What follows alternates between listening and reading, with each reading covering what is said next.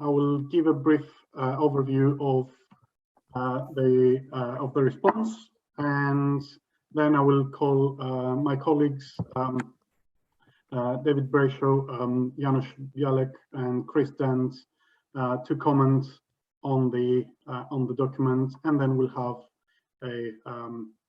a brief discussion about this, and we can take questions from you. Okay. Do we have any questions before we start from anyone? Okay. So I'll make a start then. So this response was, as I said, about critical national infrastructure and climate adaptation, and there were a series of questions that were asked by the committee. And so the first one was about the key vulnerabilities and levels of preparedness of UK critical national infrastructure to extreme weather events and other effects of climate change, including the possible compound effects of such events. So, so what we kind of responded to that is that essentially there's mainly two elements here. That first, that the vulnerabilities depend on the balance between demand and supply and availability of energy, as we all know, and also the physical integrity of the equipment, including malfunction or unintended consequences. So so we did mention a few aspects of that related to the seasonal effects and the balance of supply and demand across the year and so on. And we gave some examples of blackout events. And we did mention the need for a definition for resilience, which is defined as a trapezoid or a triangle kind of sort of shape function as the event unfolds. The next question was about the interdependencies between the different aspects of critical national infrastructure, and there we referenced a few incidents. For example, the beast from the east, which kind of disrupted power supply to water pumping stations, for example. So so there are interdependencies there, and also, of course, the August 2019 incident where we had train services being disrupted, and so on. And the main idea is here that there's no established kind of definition for cross infrastructure resilience that everyone kind of agrees on. There are several definitions, of course, but there is a need to kind of round it up and have a common kind of denominator of how we define resilience across different infrastructure networks. And we propose that the regulators will can play a role in doing that, and mandating, of course, the deeper cooperation between infrastructure networks.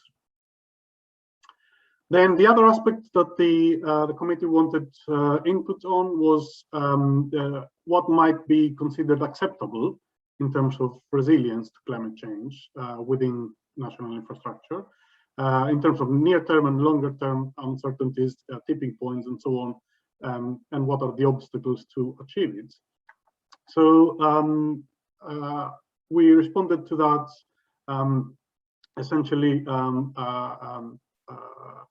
arguing that the resilience, the definition of climate change resilience is rather more complex than general resilience, in the sense that we might have compound events. So, for example, recently we had two storms, one after the other, and if the resilience against one storm is obviously different to the resilience against two consecutive storms.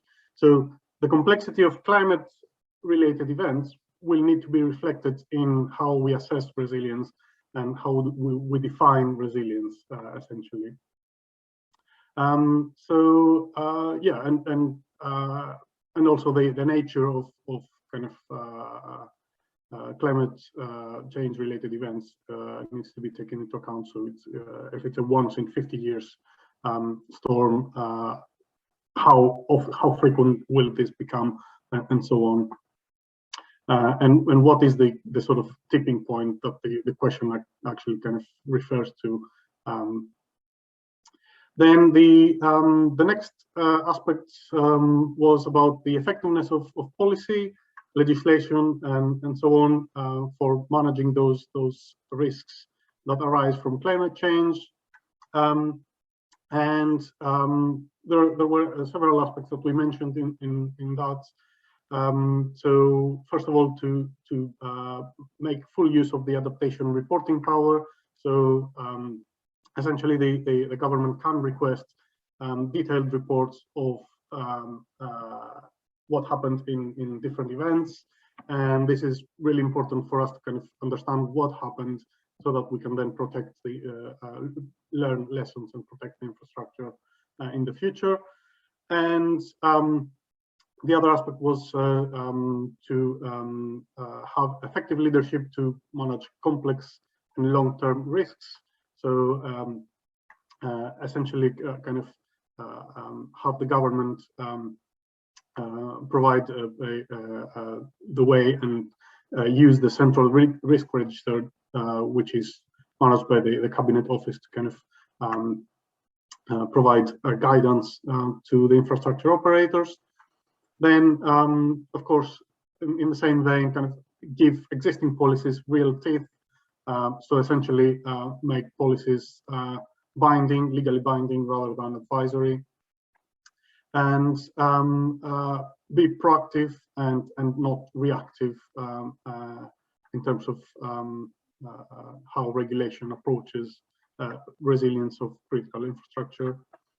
And the final question that we responded to was about the opportunities presented by technological solutions, such as artificial intelligence and digital twins, for anticipating and managing the implications of climate change for critical infrastructure. And we provided a reference to artificial intelligence approaches, which are used in the framework of kind of smart grids and so on. And we also mentioned that the climate models are especially important, and that the government should engage with climate modelers and the Met Office and other academic institutions and academic institutions to develop sufficiently detailed models that will give us good information. So that's kind of an overview of the response. So at this point, I'll have to ask you to, if you have any questions, put them in the chat, please. And I will then introduce the panel, and each of us can provide a sort of commentary on specific aspects of this response. So first of all, I think I forgot to kind of introduce myself. I am Spiros Skarvelis-Kazakos, a senior lecturer in electrical engineering at the University of Sussex. So let's kind of introduce ourselves now. David?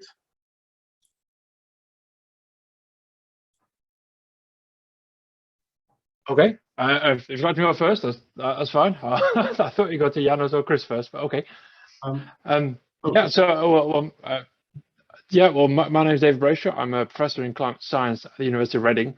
As I guess many people here are probably not that familiar with Reading, we're one of the world's largest meteorological research groups. We sort of cover the whole range of weather and climate science from days out to centuries. And within that department, I've been leading the Energy Met group for the last 10 years, so Energy Meteorology group for the last 10 years. Spiros, do you want me to carry on into comments, or is this just an introduction? Well, I thought we should introduce ourselves and then we could go with comments. Sorry, that's, okay. that's Well, okay. Well, that's my introduction. I'll hand over to the next person then. Okay, thanks. Janusz? Yes, hello everyone. My name is Janusz Bialek. I'm a professor of power and energy systems at Newcastle University. So my background is power engineering, but I'm interested in a wide range of aspects of that. So this in connection with economics. I'll make some comments about economics, social science. So well, you'll see from my remarks what I'm going to say later on. Thank you. Thanks. And Chris? Yeah, so my name's Chris Dens. I'm Professor of Industrial Mathematics at the University of Edinburgh and a Turing Fellow at the Alan Turing Institute. In Edinburgh maths speak, industrial maths means that candidates for jobs with that title must have had an effect on the world outside mathematics to be eligible to be considered. And I'll say a little bit more about the experience on which my comments are based when I give my comments. Great. Thank you. So shall we start with Janusz then, and your comments on the report on the. Okay, thank you very much, Spiros. So my remarks will be based on the paper. So first of all, thank you for inviting me to the panel. My remarks will be based on a paper which I have co-authored and was submitted to Economics and Energy and Environmental Policy Journal of International Association of Energy Economics, and there was a special issue about consequences of the Texas blackout, which happened in February last year, which was a big event over 1 week of rotating blackouts caused by extreme weather conditions. It was a week of extreme cold, unusual for Texas, because of course extreme weather events are happening all over the world. So first, I'd like to acknowledge the co-authors of the paper from Strathclyde University, Keith Belk, which I think many of you will know, Graham Hawker, and Carl McKeever. So that event in Texas, our paper was about international review experiences. So I'll provide some kind of international review, not only about GB, but also about the other countries as well. So what happened in Texas, it was a week of extreme cold events, and basically power stations seized, gas networks seized, immense losses, many people lost their lives. And that brought people attention to the importance of such extreme weather events. So I don't want to comment on everything what Spiro said, just add a few points about a few things which he did mention, and just to provide additional remarks on that. So first of all, interdependencies. So we are talking about a network infrastructures which are interdependent. That's obvious. But what I'd like to add to that is the increasing importance of power networks. This is due to electrification of heating, cooling, and transportation system, EVs, essentially. And that, what does it mean? It means that there's a reduced resilience due to reduced diversity of energy sources. Because if increased, we are putting more of our eggs into just one power basket, that means that the overall resilience of the system goes down.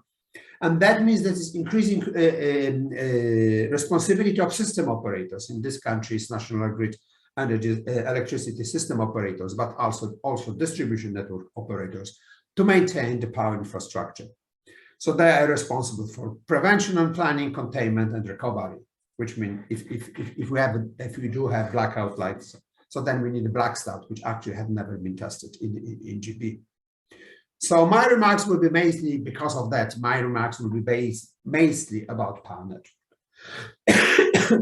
So regarding power infrastructure, so 2 points to make. First is that due to increased penetration of distribution energy resources like wind, solar, and others, we have increased the centralization of energy sources, which is good for diversification, good for resilience. However, it increases the complexity of the system, of the network, and that's the danger. And for example, in the response, which Spiros was talking about, there's mentioning about August 2019 disturbance in this country, and that was caused by unpredicted interactions due to those in new types of power stations. And the second point is that it all depends on very old power infrastructure, legacy in the power infrastructure in this country, Most of the transmission lines are many decades, 50 years plus old, and they were designed using simplified deterministic principles. And we have to live with them because there is very strong opposition to new lines. There is no way a new transmission line can be constructed in this country. So now about regulatory, what about investment for resilience? If we want to have the system resilient, we have to invest into it. So the question of value of resilience, how to determine the value of resilience. So a regulator, politicians must be persuaded that any network investment that increases resilience is a good use of consumer money and represent overall good value. So in essence, we need a good cost-benefit analysis, which is easier said than done, and that's what I'm going to talk about it. So the initial reaction of many people is, oh, well, we don't know what will happen, so perhaps it's better to over-engineer, better safe than sorry, because there's a high uncertainty of those events.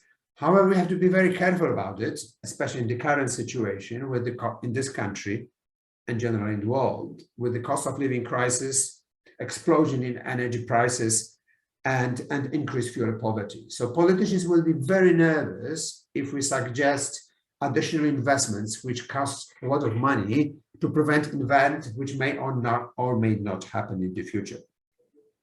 So the cost-benefit analysis, the economic assessment of resilience is very important and must consider both probability and impact of extreme events.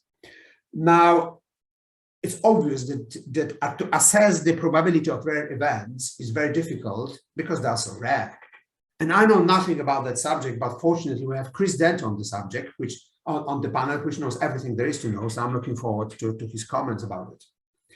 And also for the cost-benefit analysis, we need to, it depends on complex climate and weather models. And again, I know nothing about the subject, but with David Brayshaw on the panel, who knows everything there is to know about those things. I'm sure he will make very, very, very interesting remarks about it. And as it was mentioned by Spiros, this is an area of very active and very important research, climate and energy modeling. We need to understand it better because we don't know too much about it.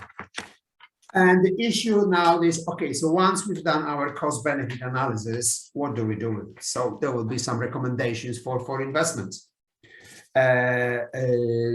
which are issued to the network owners and the operators. So the question is how to impose on them. So whether they should be mandatory, and economists don't like mandatory requirements because they're too rigid, and they may be a danger that it is cheaper to pay penalties should something happen than actually invest because it costs a lot of money. Economists prefer market incentives, this reward for demonstration of compliance. But again, there is a question, okay, how much those rewards should it be? Will they work or not? So there is a whole issue, how to implement those things. And quite often in the past, the regulator relied on setting best practice guidelines, which basically relying on the utilities, on the network operators and owners for the good citizenship, because this is what they should do. But that, of course, is very dangerous.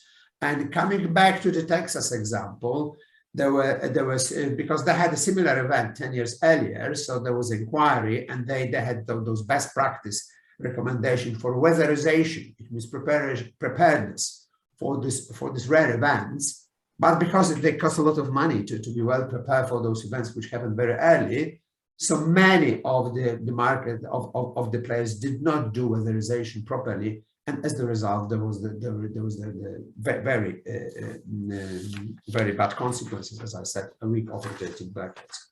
So these are my very, very quick comments, and I'm looking forward to the comments of others, and I'll be happy to answer any questions. Thank you. Thank you very much, Janusz. These are really interesting comments, and I have one question, but we'll go through the other two panelists, and then we'll come back to that. So if we could pass to Chris then for some remarks. So thanks very much, Spiros. As usual, I've forgotten to unmute myself. So I said I'd just introduce the experience on which some of this is based, some of my comments are based. So I've been working for a long time in whole electricity system level security of supply analysis. Over the last year, I've been technical lead on the National Digital Twin Programme Climate Resilience Demonstrator, which was looking at local flood resilience. And I've also spent an awful lot of time over the years drinking coffee with interesting statisticians, which is something that I thoroughly recommend to anyone. And I'm going to discuss some of the challenges in analysis around climate and resilience. So these are hard topics for several reasons, including that, well, climate is very complex. Future climate hasn't yet happened, so we don't have direct observations of it. And if we're interested in extreme events, then as Janusz said, there are by definition not many examples in the historic data, otherwise they wouldn't be extreme. And so how does one respond to this in analysis? What you shouldn't do, which is quite commonly what actually is done, is to take all the numbers you can find, however relevant or otherwise, run them through a model which may or may not be particularly relevant, and then take the outputs to be the truth. And that's very often the implicit basis of studies. And so do I have definitive answers? So because of that, I mean, it's not really, there's still research and innovation work to be done in these areas. But what I would say is that one should recognize these issues and treat them head on, rather than making implicit or explicit assumptions in modeling and decision analysis that aren't properly controlled for. Specifically on climate modeling, it's always important to remember that products derived from climate model outputs, such as the UK climate projections, are not the same thing as the real future climate. And that brings uncertainty which should be considered, that's associated with future projections, and you need to account for this in decision analysis. Again, if one has a limited number of relevant events in a history, that alone can make risk assessments tentative, even before one considers the possibility of other classes of events beyond the kinds of events that appear in the historic record. And one should make sure, if one's doing modelling, that you should model not matters, just not what it's easy to model or what you have conventional numerical data for. So in terms of the way forward, one very practical step is simply, when you're looking at some decision question and looking at analysis to underpin that, to write down what it actually is that matters, and how plausible you consider different scenarios to be. And this can help direct other analysis, and may in itself be the most important part of the exercise. I had a great example of that yesterday, actually, which unfortunately I can't talk about. But it's better to have relevant qualitative analysis than irrelevant quantitative analysis. Another point about climate models is that they're very, very computationally expensive. I mean, presently you're very much in supercomputer territory, and thus one typically, for a decision support question, doesn't have access to the range of exploration of possible futures that you would really like to have. And this gives an uncomfortable situation where you can't fully link the climate model to the world, because with a limited number of climate model outputs, you're kind of tied to that very particular model world. And I can't recommend an ideal approach, but we can look to develop practice and develop the available toolkits, and there are different things that can be done on different timelines. I mean, I think immediately it's very helpful to provide improved understanding of what climate data sets do and don't say about future climate for different purposes. Over 2 to 3 years, one can maybe look at improving practice for linking climate model outputs to other models that are needed in the analysis. And these other models may be very computationally intensive infrastructure models over a wide area. Hydrology models require specialist high-performance computing facilities. And if you're looking at, for instance, what hotter summers might do to soil and pipe bursts and so on, then I don't know much about geotechnical soil models, but I'm assuming they're not particularly straightforward. And then once you start looking over a longer horizon of 5 to 10 years, then there are interesting opportunities to look at how richer information for decision support on climate resilience can come from a next generation of supercomputing. And this is also not simply a technical issue where ultra specialists produce methodology, because we need a wider range of organizations who don't employ those kinds of ultra specialists who sit in corners of academia to be able to use any new practically important methods. So we have this kind of socio-technical issue of how organizations develop their decision support approaches starting from current skills and practices. So I've inevitably, what I've said here in terms of advice has not been definitive, as there still is research and innovation to be done. But as a single piece of advice, I would simply say, make sure you recognize the issues and treat the world and the background to any analysis as it really is. And then properly recognizing the relationship between your analysis and the real world should inevitably result in more robust decisions. That's all from me. Great, thank you very much, Chris. I think that links very well to David's expertise then. So we'll pass to David for some comments as well. Well, thank you, Spartan. Thank you for having me as well. Yeah, so as I sort of mentioned in my introduction there, sort of my background is in atmospheric dynamics. I'm a physicist by background, and atmospheric dynamics is where I sort of learned my trade in a way.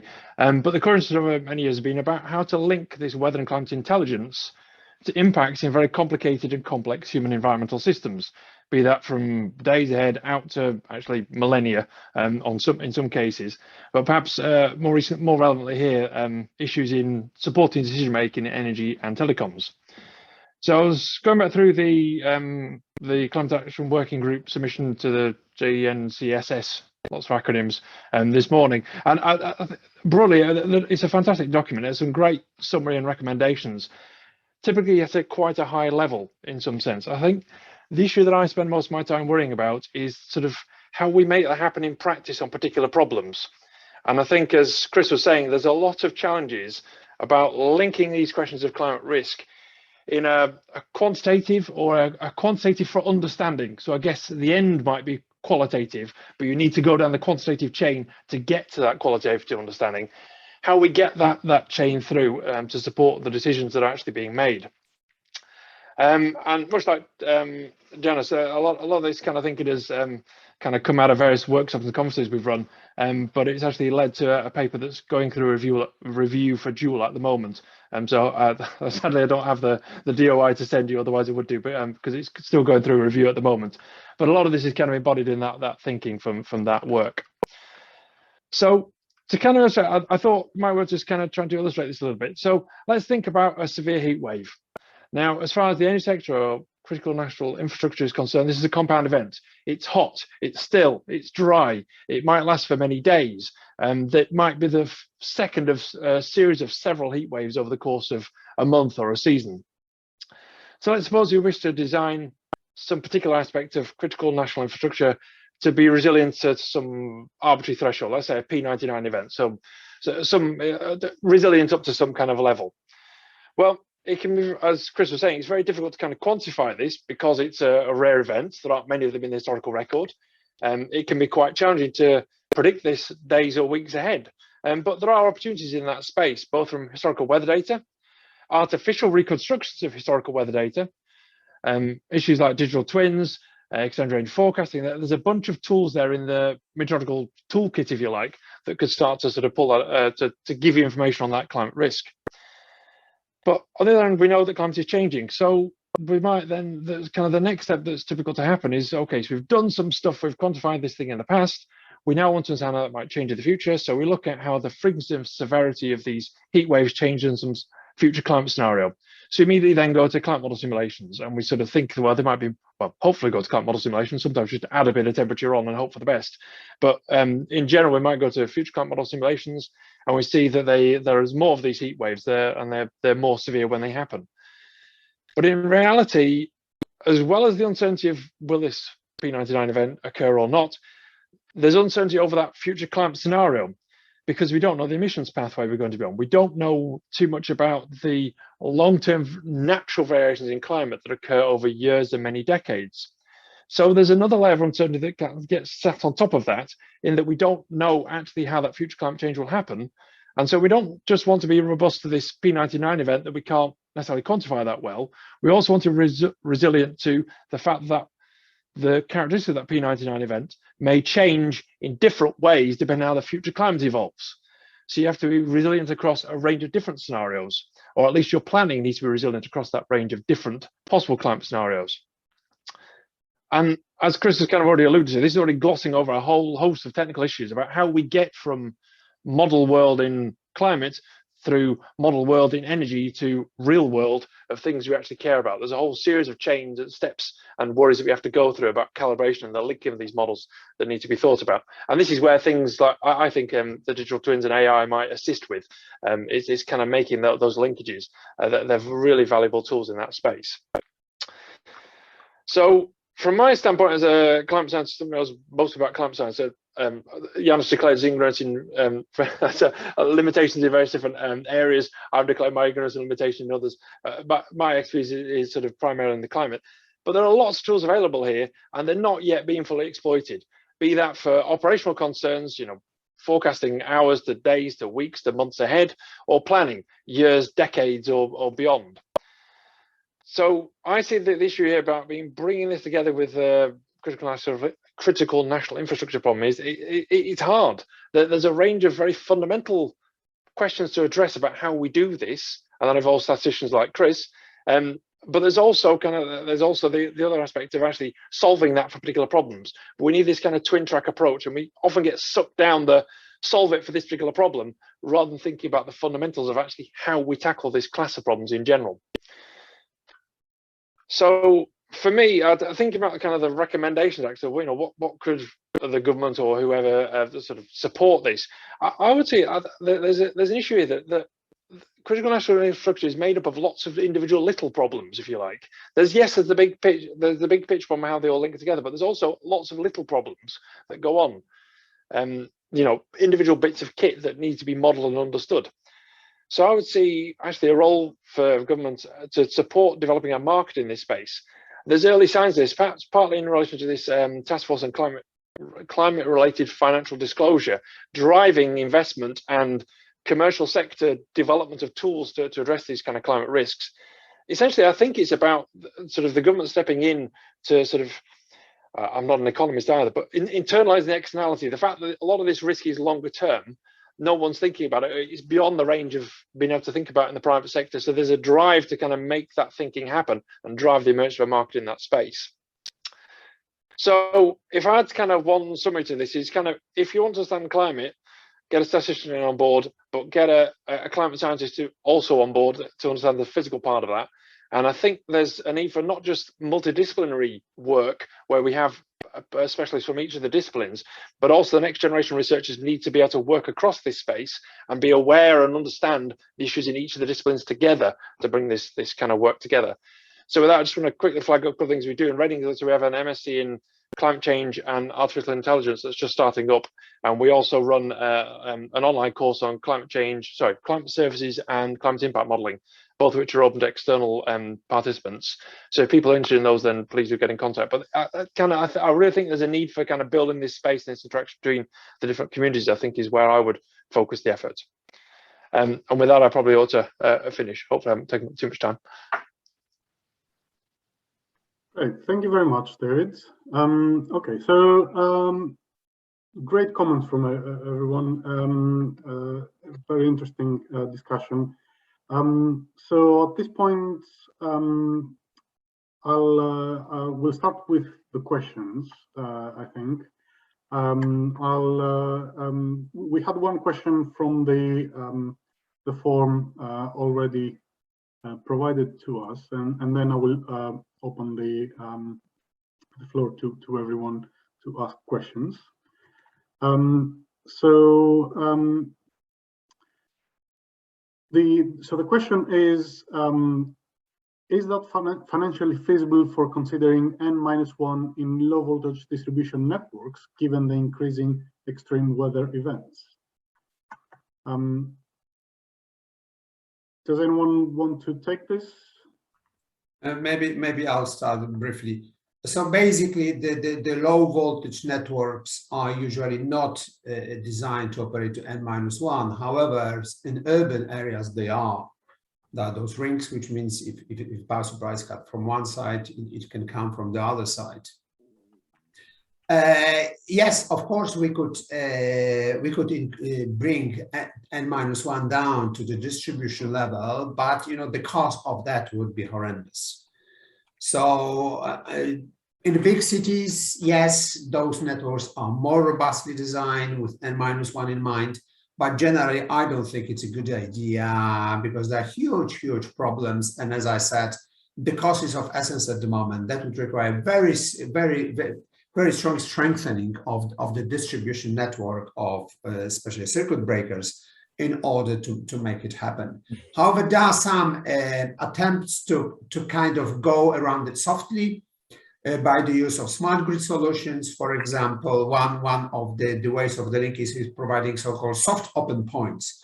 It means normally we have open points which are disconnected, but if you provide some piece of electronics which connects them, it may connect and provide additional connections should something happen. So I think there are some smart solutions to address that problem, but generally I don't think bringing n-1 principle down to distribution network is a good idea. Thank you. Yeah, and I just add to that. I mean, one point I might make a little bit pedantically is that the question of is it financially viable to do n-1 at low voltage is a separate question from anything to do with climate change and so on. It's simply a question of how much it would cost. But I think that isn't just a completely stupid pedantic point, because that actually links to a point that Janusz I think referenced earlier, which is that n-1 approaches might not really account for the actual risks or consequences that you're running. They're just saying that in some somewhat arbitrarily chosen situation, you need to be okay. And again, as Janusz was saying, there are all kinds of new solutions to this that give you a wider range of ways of providing supply continuity, or having the system fail gracefully, or allowing people who want to help out the system by voluntarily having reduction in consumption doing so. One thing I would say is that when one's looking again at decision analysis for these questions, to make sure that the criterion that's written down does properly reflect the way that people really think about these things. I mean, it's often taken as a kind of universal truth of nature that the cost of unreliability is expected energy unserved times value of lost load, and that's not true at all. I mean, for rare events, it's for when you're dealing with rare events, typically having a kind of average amount of money isn't the way people think about things. And what you tend to get out of analysis like that is a message coming back saying learn to love blackouts in a way that just doesn't reflect the way that people actually think about these things. So I think one thing there is to be very clear on what it is that you're actually looking for, and I mean, a useful thing there can be to start from what level of resilience are people used to, and what kind of savings and benefits would come from different changes to that paradigm. Yeah, thanks, both of you. I think you made a pertinent point there that it's not necessarily, I mean, n-1 is not necessarily in line with climate change risks or expectations. And I should add that in the low voltage, I mean, we might, thinking about the nature of possible nature of climate change related risks or events, low voltage networks tend to be local. So any effects that would take place in a local network would kind of engulf the whole system. So unless n-1 is implemented above the low voltage, implementing N-1 in the low voltage might not be effective because you might end up with N-4 or 5, you know, if everything collapses locally. Yeah, so I mean, for anyone who's really keen to get into the weeds on this, the P2 planning standard and the ETR 130 supplementary documents of that contain the rules on the level at which the distribution operators need to provide resilience for demand groups of different sizes. And I'll stop before I start going into the really nerdy stuff about the way that was developed. It's always a good bar clearer when the P2 people get together. That's great. Okay, thanks for that. So okay, do we have any other questions from the audience?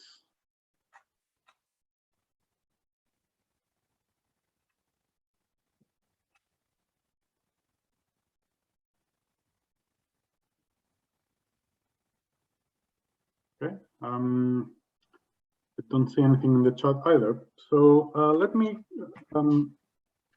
ask a couple of questions myself. Janusz, you mentioned about cost-benefit analysis and the recommendations that there is a risk. There are risks in making them mandatory. And there are also risks of not making them or providing best practice guidelines instead. What do you think? I mean, based on your understanding of how much the guidelines are actually followed, and if there is any, you know, if there is any actual need to kind of make them mandatory.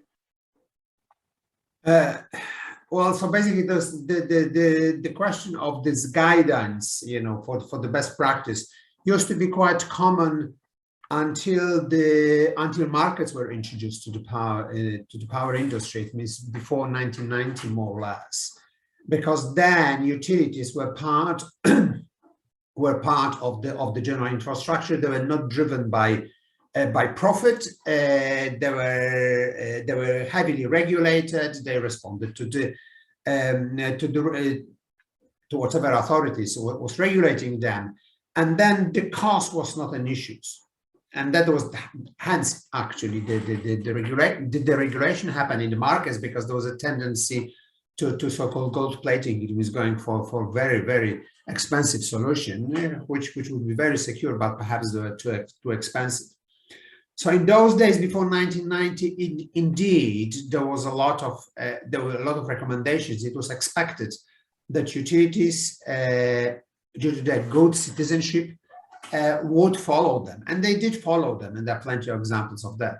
However, after 1990, when the industry was privatized, deregulated, it's basically the profit that dictates, and then what I mentioned is the question, and a utility basically chooses something that it will cost less, and that maybe basically not following recommendation will cost less, but are also very aware about their prestige, the loss of standing. I mean, because there's the one thing that any chief executive of any utility is worried most about is appearing at the prime time television and trying to explain to the audience why they had why there was a blackout or some serious disturbance.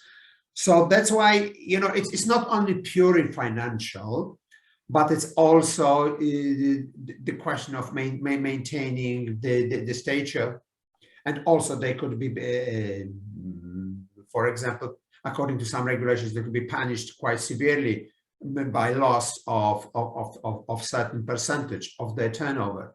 So the question is quite complicated, and is ongoing discussion, you know, which is the best solution.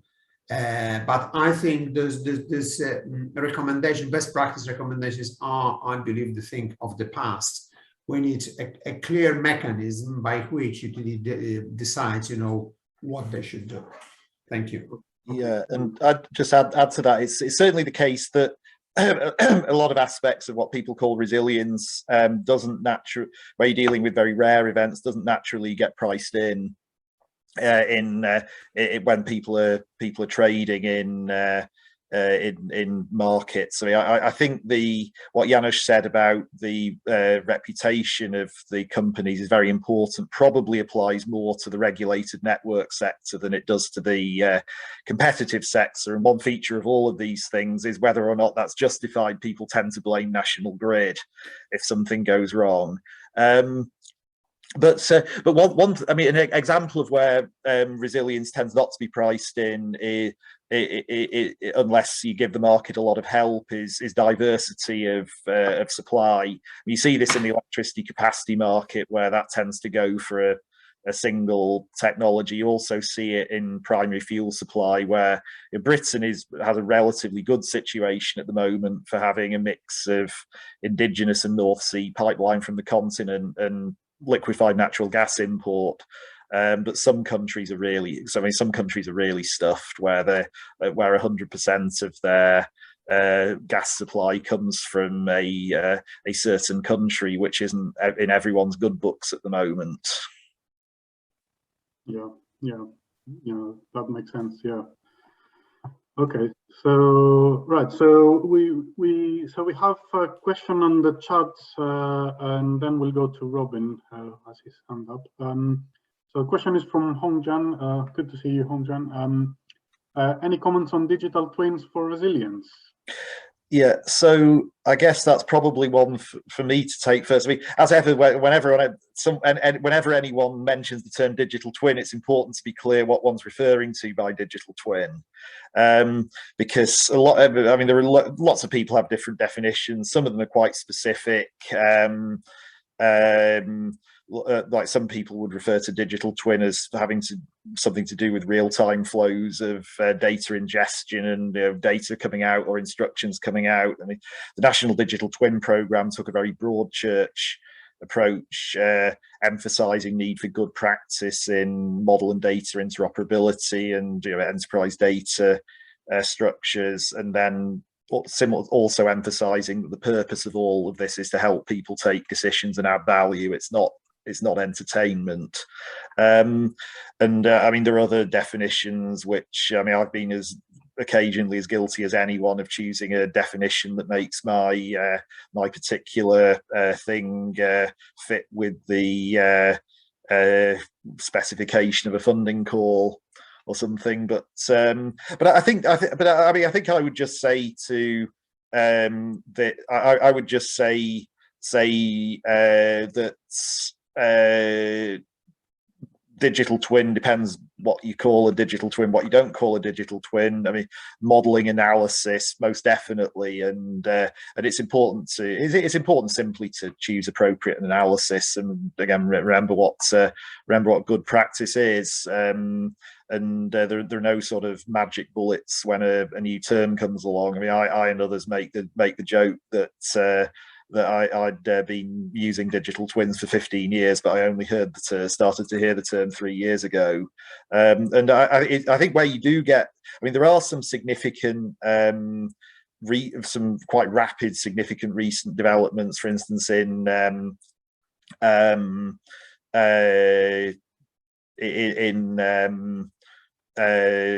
data interoperability in data platforms and so on, but other aspects of this, like decision support analysis, are a much longer standing field of endeavor. So I'd say just simply remember what really is what. Take the new take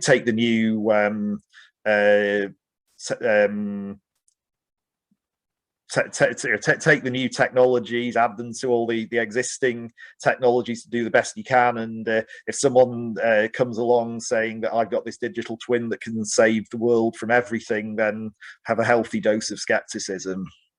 Yeah, makes sense. So, I mean, technically we could say, sorry, yes, David. No, I was going to say it just, well, two things. One, it puts me in mind of the old quotes from George Box. You know, all models are wrong, but some are useful. I mean, the digital twins, if by that it means modeling more things more of the time in more accuracy, then it compromises understanding in some sense.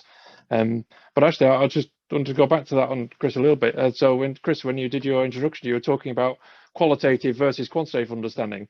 Do you have any thoughts on how that relates to digital twins? I mean, that would seem to be pushing down much towards the quantitative end rather than the qualitative end, where you might get more from a simpler model and be more tractable and understandable, perhaps. Well, I think I mean, you always have this kind of tension between the fact that with simpler models, they might be more transparent, but you've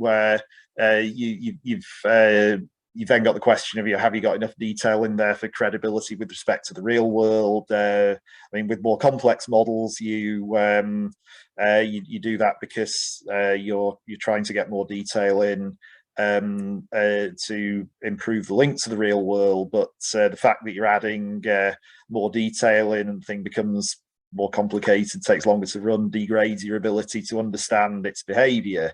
And I think where one place where the sort of qualitative and quantitative points come together in an interesting way is that when you're dealing with very complex systems, it can often turn out, particularly when you're looking at planning and policy analysis. I mean, looking at actually operating them is a slightly different matter, but for planning and policy analysis, quite often it turns out to be a bit hopeless to try and do some sort of bottom-up modeling where you start off with the goal of modeling everything and then sort of strip bits out, because you can't actually do that. And if you actually want to make the link to the world, it's often better to take a more sort of top-down approach that starts from a sort of qualitative understanding of how different parts of the system fit together, which might be some sort of graphical model with arrows pointing between things, and then you start to fill in appropriate quantitative models for each of the nodes in such a network.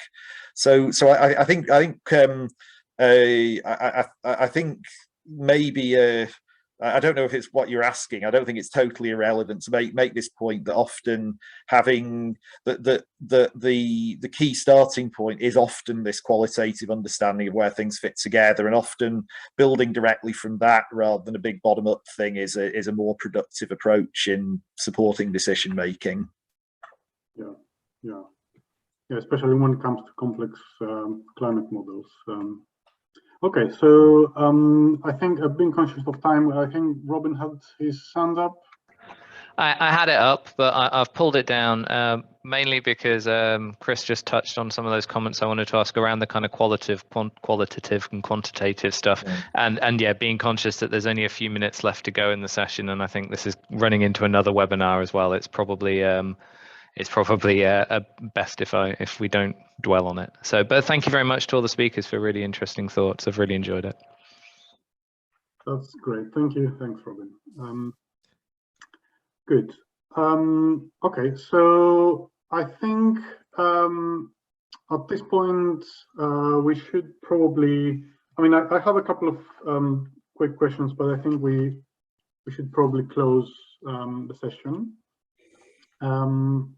Unless anyone has any closing remarks. Good. Okay, so I'd like to thank our panelists, Janusz, Chris, and David, for your participation, and thank you very much, everyone, for your attention. It was good to see you all. So hopefully I'll see you in the next session in 2 minutes.